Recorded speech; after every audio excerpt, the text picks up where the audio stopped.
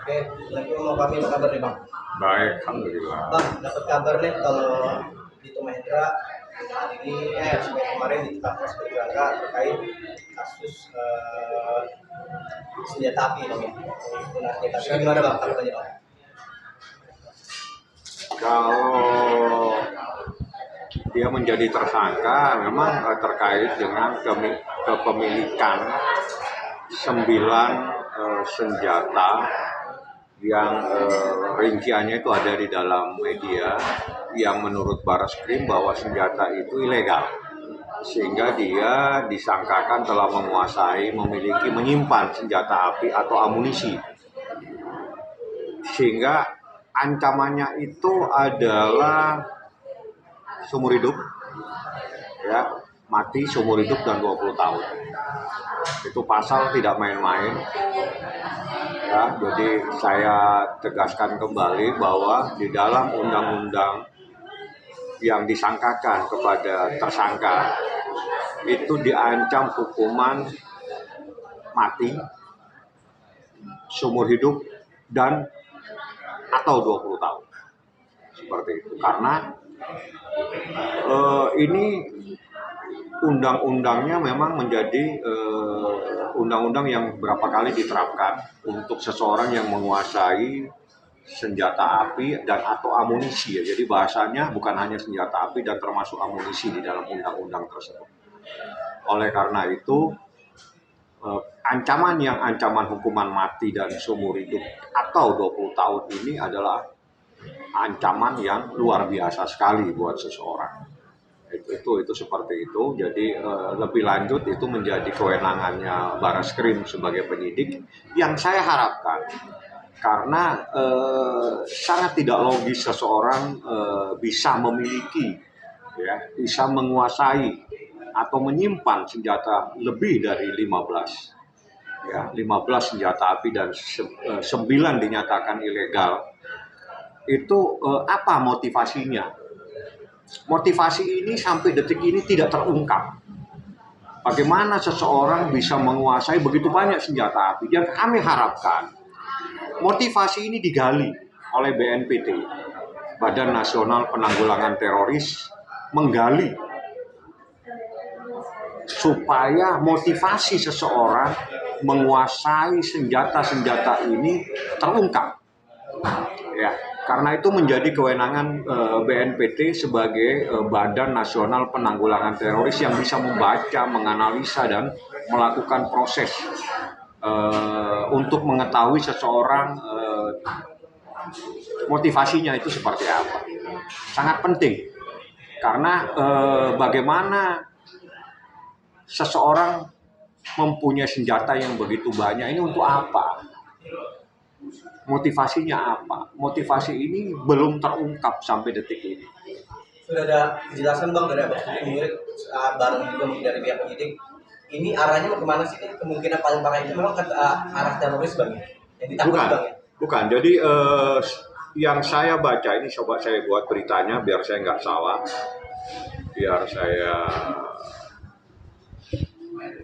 Jadi Undang-Undang Nomor 12 tahun 51 itu barang siapa yang tanpa hak memasukkan ke Indonesia, membuat, menerima, mencoba, memperoleh, menyerahkan atau mencoba menyerahkan, menguasai, membawa, mempunyai persediaan padanya atau mempunyai dalam milik, menyimpan, mengangkut, menyembunyikan, mempergunakan atau mengeluarkan dari Indonesia suatu senjata api.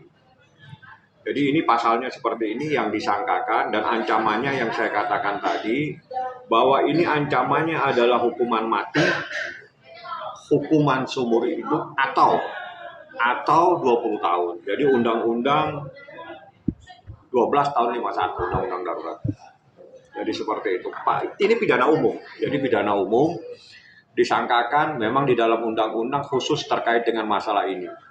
Jadi Undang-Undang Darurat 12 tahun 51. Persoalan BNPT itu adalah untuk menggali, untuk motivasi seseorang memiliki senjata begitu banyak. Ini apa motivasinya dan untuk kepentingan apa? Nah, itu biar saja, itu biar Barreskrim bisa mengungkap, dan juga bisa BNPT juga bisa mengikuti proses ini untuk mengetahui latar belakang, tujuan, motivasi. Nggak mungkin dong memiliki senjata ini untuk disimpan saja di rumah, untuk apa kita juga nggak tahu. Seperti itu. Bang, lucu lagi posisi dari tersangkanya atau di Tokopedia sendiri belum diketahui bang. Wah, saya nggak nyangka. Jadi gini, kalau belum diketahui saya nggak yakin Barreskrim tidak tahu. Barreskrim itu sakti semua di sana. Banyak orang dan sakti mereka, tahu di mana saja, di lubang mana tahu. Jadi kalau ada kalimat tidak diketahui, saya tidak yakin. Karena Barreskrim itu adalah badan reserse yang luar biasa. Di situ mereka sangat sakti untuk mengetahui, di lubang jarum pun diketahui. Jangankan cuma di Jakarta sini sembunyi. Di lubang jarum saja, insya Allah para penyidik yang ada di Barreskrim tahu, karena mereka orang-orang yang sangat sakti untuk mengetahui, menelusuri, dan bisa menangkap orang sembunyi di mana. Bahkan di luar negeri bisa ditangkap. Jadi jangan bilang bahwa tidak diketahui. Mereka tahu, tinggal bagaimana, karena proses itu harus dilalui. Jadi tidak boleh kita minta Barreskrim tangkap seseorang. Tidak mungkin akan dilakukan penangkapan kalau proses hukumnya tidak dilalui terlebih dahulu. Jadi proses untuk menangkap dan membawa seseorang itu harus dilalui dengan cara dipanggil dulu secara patut. Kalau dipanggil secara patut tidak datang, dipanggil lagi secara patut. Sampai 2 kali. Kalau itu baru tidak ada, baru ditangkap. Atau kalau dia tidak hadir terus dilakukan DPO, masuk dalam daftar pencarian orang. Nah, kalau sudah masuk dalam daftar pencarian orang, diumumkan secara luas di masyarakat, siapa saja yang menyembunyikan, yang mengetahui, tidak menyampaikan informasi kepada kepolisian, dia nanti akan dikenakan sanksi pidana sendiri. Menyembunyikan pelaku yang diduga melakukan tindak pidana. Itu ada pasalnya sendiri yang ancamannya 9 bulan. Bang, untuk mendengar kabar Dito Mahendra yang sudah jadi TSK, Bang, flashback lagi tentang Nikita nih, Bang. Nikita Mirzani mendengar pemberitaan kalau Dito Mahendra sudah menjadi tersangka nih, gimana nih, Bang? Ya, kalau dia kan memang Nikita itu sebetulnya nggak ada kaitannya dengan perkara ini. Tapi ini adalah bagian dari peristiwa-peristiwa di mana dia juga sempat diteror. Bahkan Nikita juga ikut membantu secara terhadap seseorang ya, yang sempat meminta tolong kepada saya, yang sempat disekap ya. Dan disekap itu bukan hanya disekap, dia juga ditodong dengan senjata laras panjang. Dan itu adalah bagian dari rentetan peristiwa ini semua. Dan peristiwa ini juga ada kaitannya semua dengan Nikita. Jadi wajar kalau Nikita sangat berterima kasih kepada Barreskrim, karena seseorang yang selama ini telah melakukan hal-hal yang patut diduga ya. Jadi sempat dia juga dilaporkan, sempat juga diteror menurut Niki, akhirnya ditetapkan menjadi tersangka. Jadi dia luar biasa, bahkan dia mungkin syukuran, berterima kasih kepada Barreskrim. Itu hal yang wajar, luapan emosional seseorang yang pernah mengalami persoalan dengan seseorang yang menjadi tersangka. Itu sangat manusiawi, dan memang Niki mensupport dan minta supaya segera diungkap, karena kasus ini bukan hal, mungkin baru kali ini kali seseorang tahu-tahu bisa menguasai senjata begitu banyak. Kalau mungkin seseorang punya 1 senjata tidak punya izin, itu biasa. Itu banyak kita lihat sidang-sidang ada. Tapi tiba-tiba seseorang dilakukan penggeledahan, ditemukan 15 senjata, itu luar biasa. Ada apa? Bagaimana seseorang bisa mengumpulkan senjata begitu banyak, dan apa motivasinya? Karena motivasi di dalam tindak pidana itu penting. Tidak ada seseorang tidak punya motivasi. Motivasi ini perlu diketahui, dan itu juga kami harapkan BNPT juga turun untuk mengetahui motivasi ini. Apa ada kaitannya dengan kewenangan yang diberikan oleh undang-undang kepada BNPT untuk menelusuri, melakukan pengecekan ya, pelacakan terhadap seseorang. Bagaimana seseorang mempunyai senjata ini? Senjata ini untuk kepentingan apa? Ya, karena ini kan negara hukum, pemilu tinggal menghitung waktu saja. Jadi yang saya harapkan seperti itu. Jadi Barreskrim luar biasa kerjanya, kerja cepat. dan bisa bahkan sudah berkoordinasi dengan TNI. TNI menyatakan tidak pernah memberikan izin apapun juga. Jadi ini proses yang berkaitan juga dengan TNI, karena sempat TNI juga dilaporkan kalau nggak salah ke Komnas atau Amat, saya lupa, LPSK kalau nggak salah ya, perlindungan saksi, nggak tahu siapa yang jadi saksi, siapa yang jadi korban, itu ada undang-undangnya, jadi jangan asal main lapor kalau dia nggak tahu undang-undangnya. Bang, terkait dia kan ada 2 kasus juga KPK-nya, Bang, ini ikut memperberat Bang dengan yang kayak kasusnya di KPK, gimana nih? Lain, persoalan beda. Jadi di KPK itu undang-undangnya tindak pidana korupsi. Itu tindak pidana khusus, dan terkait dengan tindak pidana pencucian uang, tindak pidana khusus. Ini juga tindak pidana juga, tapi pidana umum, tapi diatur dalam undang-undang darurat, sehingga itu menjadi kewenangan Barreskrim.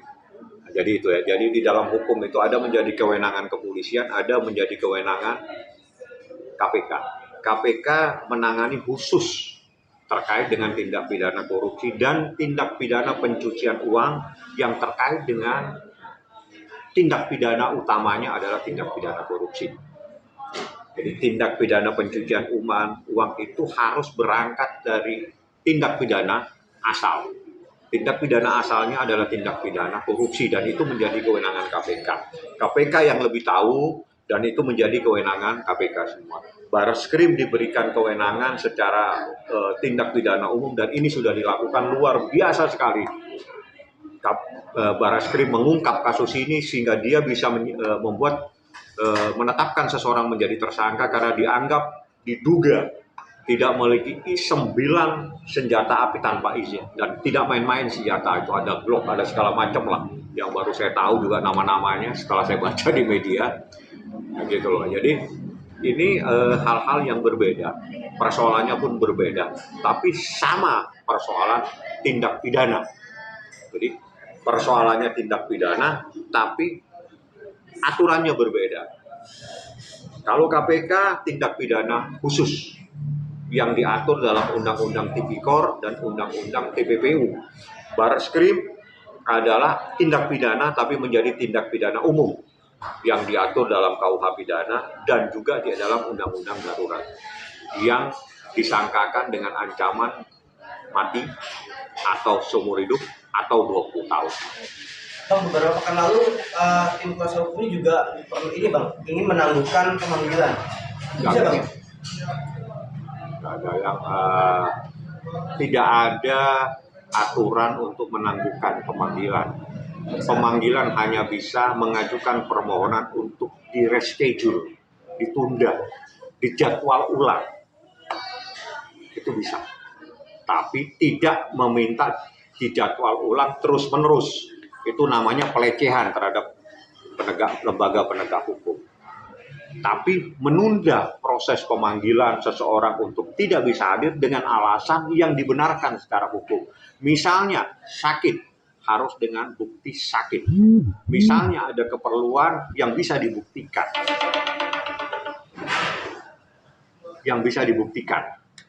Jadi tidak bisa. Menunda tidak ada yang bisa ditunda. Tidak ada pasal satupun di KUH pidana menunggak proses pemanggilan. Itu kewenangan dari penyidik. Penyidik memanggil seseorang tidak datang, dipanggil lagi tidak datang, tangkap.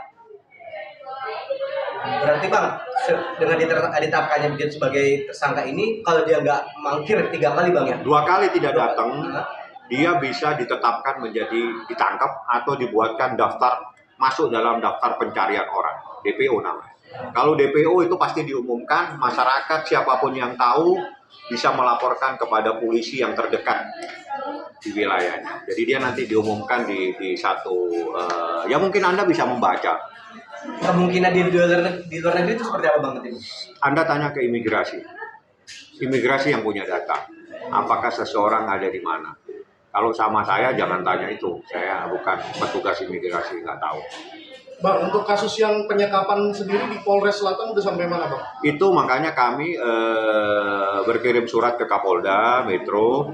Kami berharap karena kasusnya berputar-putar sehingga menimbulkan ketidakpastian hukum. Saya berharap Bapak Kapolda turun tangan menarik kasus ini, karena kasus perampasan kemerdekaan ini diproses seperti kasus pembunuhan, kasus penganiayaan, sehingga proses yang sebenarnya itu adalah merampas kemerdekaan seseorang itu tidak diproses sebagaimana mestinya. Padahal kalau seseorang di dalam hukum, manakala proses hukum itu sudah masuk dalam proses penyidikan, artinya sudah ditemukan peristiwa pidana. Ya, jadi supaya masyarakat tahu bahwa proses yang di Polres Jakarta Selatan itu adalah proses penyidikan, artinya sebuah proses hukum di mana sudah ditemukan perbuatan pidananya. Kalau ada perbuatan pidana, pasti ada manusia yang melakukan perbuatan pidana itu. Aneh kalau sampai detik ini berputar-putar, tidak tahu siapa yang melakukan perbuatan pidananya. Makanya saya harapkan Bapak Kapolda turun tangan, Bapak. Kami harapkan ini ada orang kecil, Bapak Kapolda, mencari keadilan 2 tahun lebih berputar-putar kasusnya yang ada di Polres Jakarta Selatan. Seperti itu. Oke Bang, thank you Bang. Terima kasih, Bang Fahmi. Yo. Sip.